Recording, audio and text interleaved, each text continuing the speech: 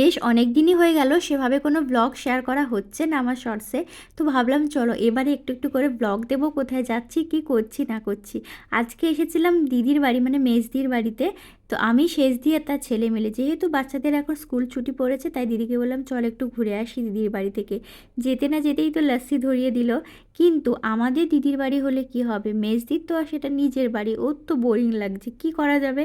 তো একদম তিনজন মিলে বেরিয়ে পড়লাম। মেজদি বলল চল ঘুরে আসি, যেতেই হবে, তিনজন যখন আছি একটু ঘুরে আসি।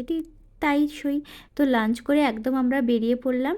কোথায় যাচ্ছি বলো তো, পেছনে দুজন হিরো বসে আছে, বাবা আবার চুলও ঠিক করছে। যাই হোক, কোথায় যাচ্ছি তোমরা এক্ষুনি জানতে পেরে যাবে।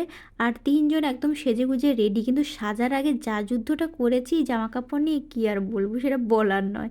পুরো ঘর তোলপাড় হয়ে গেছে জামা কাপড় কে কোনটা পরবে সেজন্য। কোথায় এসছি তোমরা এবার দেখেই বুঝে গেছো, দীঘা এসছি আমরা। তো আমরা যেদিনই গেছিলাম ওই দিনই একটা মিম বাড়িয়েছিল ভাইরাল, যে দীঘার গেট নাকি চেঞ্জ হয়ে গেছে, গেটের কালার, কিন্তু একদমই না। আমি জাস্ট দেখেই ভাবলাম জাস্ট কিছু সময় আগে আমরা ঘুরে এলাম, কিভাবে এটা সম্ভব হয়। তারপরে ভাবলাম না, এটা এআইতে বানানো। যাই হোক, এখন আমরা পৌঁছে গেছি হোটেলে, আগে থেকেই বুক করা ছিল। তো এবারে যাব আমরা বিচে, সন্ধেবেলা সমুদ্রের ধার, বিশেষ করে দীঘা এত ভালো লাগে দেখতে। দীঘার সাইডে ওই পাপড়ি চাট, ঝালমুড়ি, ওই জন্য ওগুলোর জন্যই আমি ওয়েট করে আছি। নেক্সট ব্লগে সব কিছু আসছে, অবশ্যই দেখো।